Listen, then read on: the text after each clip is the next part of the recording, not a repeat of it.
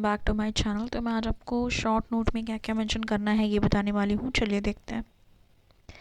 पहला है, supreme court ने कहा है कि centre over short tenure of chief election commissioner को लेके क्या कहा है, उस पर देखेंगे सुप्रीम कोर्ट ने क्या बोला है। तो इसमें बात की जा रही कि जो चीफ इलेक्शन कमिश्नर का टेन्योर है वो रिड्यूस हो गया है 2004 के बाद से। अब कुछ 100 डेज़ का रह गया है। इसमें दिखा रहा है कि सेक्शन 4 ऑफ 991 का जो एक्ट है, सेक्शन 4 ऑफ 1991 का एक्ट, उसमें ये है कि जो चीफ इलेक्शन कमिश्नर है और इलेक्शन कमिश्नर है उसका 6 इयर्स और टिल एज ऑफ 65 उसका जो टेन्योर है, जो टर्म है वो होता है ऑफिस का।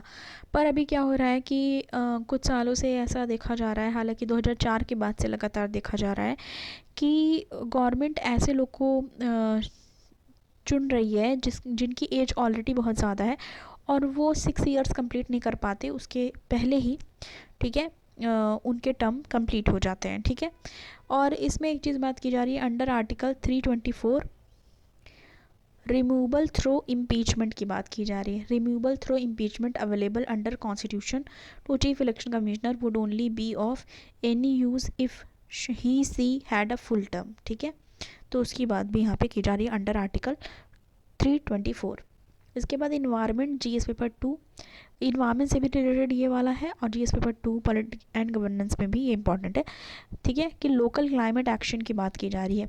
तो रिसेंट ईयर मतलब रिसेंटली अभी कुछ दिनों में, कुछ सालों में ये देखा गया कि many panchayat have come forward with concept of carbon neutrality, कि बहुत सारे ऐसे पंचायत हैं जो आए हैं जो एक टर्म फॉरवर्ड हुए हैं कॉन्सेप्ट जो है कार्बन न्यूट्रलिटी को लेके। इसमें एग्जांपल है मीनागढ़ी ग्राम पंचायत केरला, वायनाड डिस्ट्रिक्ट, पाली ग्राम पंचायत जम्मू कश्मीर। और ये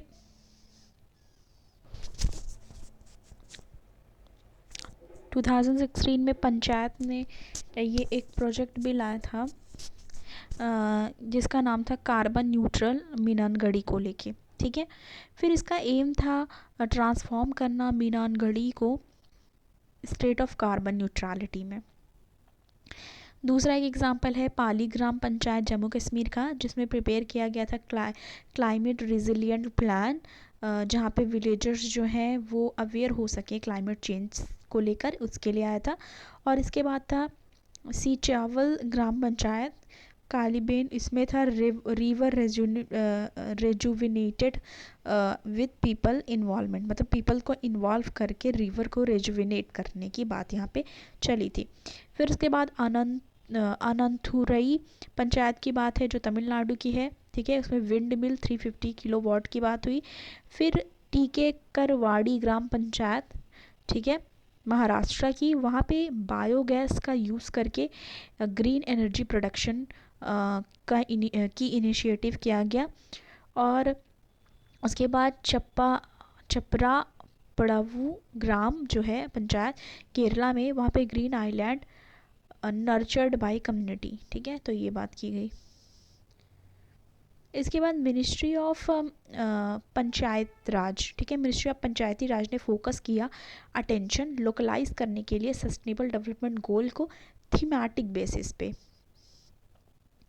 फिर क्लीन एंड ग्रीन विलेज की बात की जाए तो 5th थीम है जो पंचायत की, जिसमें एक्टिविटीज़ जो है उसमें नेचुरल रिसोर्स मैनेजमेंट को लेके किया गया, बायोडाइवर्सिटी प्रोटेक्शन, वेस्ट मैनेजमेंट और एफॉरेस्टेशन एक्टिविटीज़ भी इसमें इन्वॉल्व की गई।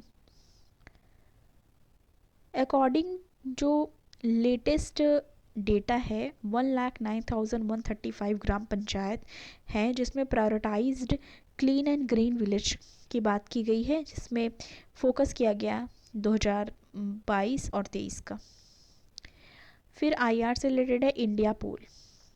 इसमें पोल क्या है ये बात की, जिसमें पोलैरिटी की बात हो रही है। ये one of the domination of infrastructure system की, ग्रेट पावर और बैलेंस ऑफ पावर की, जिसमें अलायंस जो होती है वो बेस्ड होती है आइडियोलॉजी पे, और जो डिस्ट्रीब्यूशन होता है पावर पर्पज का बैलेंसिंग के लिए। तो इसमें बात इस चीज़ को लेके की जा रही है कि इंडिया जो है वो एक्टिवली ऐसा नहीं है कि डोमिनेट करता है साउथ एशिया को, बल्कि एक बैलेंसिंग बिहेवियर रखता है सब पोलर के साथ, ठीक है। और इसमें एक है कि ओकेजनल बैलेंसिंग बिहेवियर जो देखा गया 1971 में इंडिया सोवियत ट्रीटी, इंडिया और सोवियत की ट्रीटी हुई बांग्लादेश वॉर जब था, बांग्लादेश के वॉर के समय, तो देखा गया कि इंडिया सोवियत ट्रीटी जो हुई थी 1971 में, तो एक ओकेजनल बैलेंसिंग बिहेवियर भी इंडिया अपनाता है, ठीक है। इसके बाद यहाँ पे कुछ बात की जाए, जैसे कि इंडिया बात करता है अंडर प्रिविलेज्ड कलेक्टिव फिजिकल और जो भी वीक होते हैं, अंडर प्रिविलेज होते हैं, जैसे फिजिकल और अदरवाइज किसी भी तरीके के, तो उनकी भी मदद करता है। और डिस्करेज करता है इंटरफेरेंस अदर पावर्स का, कि मतलब कोई भी अगर इंटरनल मैटर है या किसी नेबरिंग कंट्री के साथ कोई मैटर है, तो इंडिया हमेशा डिस्करेज करता है, मतलब वो हमेशा मना करता है, वो कभी भी नहीं चाहता कि कोई अदर पावर जो है वो इंटरफेयर करे। आसाम मेघालय बॉर्डर डिस्प्यूट से रिलेटेड है, तो आसाम और Meghalaya 885 kilometre long border share करते हैं। 12 पॉइंट है डिस्प्यूट के इनके, अपर ताराबरी, गजांग रिजर्व फॉरेस्ट, हाकिम लंगफी लंगफी और बोकलापारा, नोंगवा, मातामुर, ठीक है। तो ये एरिया हैं जहाँ पे डिस्प्यूटेड है। और मेघालय जो है वो आसाम से निकाल के, मतलब carved out of Assam under Assam recognition act, मतलब मेघालय जो बना वो आसाम से बना है, आसाम से निकल के मेघालय बनाया गया कुछ हिस्से को, जो आसाम रिकॉग्निशन, ठीक है, रीऑर्गेनाइजेशन एक्ट 1971 के तहत ये हुआ कि मेघालय आसाम से अलग हुआ। मेजर पॉइंट ऑफ कंटेंशंस रहे आसाम और मेघालय के बीच में, जैसे डिस्ट्रिक्ट लंगफी को लेके, जो कि वेस्ट गारो हिल्स बॉर्डर जो है, ठीक है, कमरफ डिस्ट्रिक्ट आसाम में, वहाँ पे ये चीज़ देखी गई है।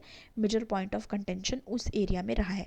और लंगफी जो है वो पार्ट ऑफ कमरफ डिस्ट्रिक्ट है, डिस्ट्रिक्ट रही। और जब ब्रिटिश कॉलोनियल पीरियड था उस समय लंगफी जो है वो पार्ट थी कमरफ डिस्ट्रिक्ट की, ठीक है। लेकिन पोस्ट इंडिपेंडेंस ये पार्ट हो गई गारो हिल और मेघालय की। फिर नेक्स्ट है आईआर से रिलेटेड, इंडिया और यूएई से रिलेटेड। इसमें ये बात हो रही है कि इंडिया यूएई जो है वो फूड सिक्योरिटी कोऑपरेशन की तरफ बढ़ रहे हैं, अंडर ये है UNDER, अंडर I2U2, जो प्लेट I2U2 है उसके तहत इंडिया और यूएई फूड सिक्योरिटी कोऑपरेशन की तरफ बढ़ रहे हैं। न्यू वेस्ट एशियन क्वाड्रिलेटरल, जिसमें इंक्लूड होता है इज़राइल और यूएस। और I2U2 लीडर समिट जो है वो जुलाई में डिसाइड किया गया है हार्नेस करने के लिए private capital among member countries, ठीक है। 4 प्रोजेक्ट है जिस पे बात हो रही है, एग्रीकल्चर, इंफ्रास्ट्रक्चर, डिजिटल कनेक्टिविटी और वाटर एनर्जी, ठीक है। India export to UAE between April to September 2022 about $16 billion की बात हो रही है, जिसमें इंक्रीज़ की गई है 24% ईयर टू ईयर बेसिस पे। और इंडिया की जो इंपोर्ट है वो बढ़ा है 38%, $28.4 बिलियन, सेम पीरियड की बात ये की जा रही है। अब इसमें I2U2 के बारे में जाने तो इंडिया, इज़राइल, यूएई और यूएस 4 कंट्रीज़ हैं I2U2 का पार्ट, और इसको वेस्ट एशियन क्वाड भी कहा जाता है। 6 एरिया ऑफ कोऑपरेशंस हैं इसमें, कोऑपरेशन 6 एरियाज़ पे हैं, वाटर पे, एनर्जी, ट्रांसपोर्टेशन, स्पेस, हेल्थ और फूड सिक्योरिटी। तो ये है आज का द हिंदू का शॉर्ट नोट का analysis. Please like, share and subscribe. Thank you.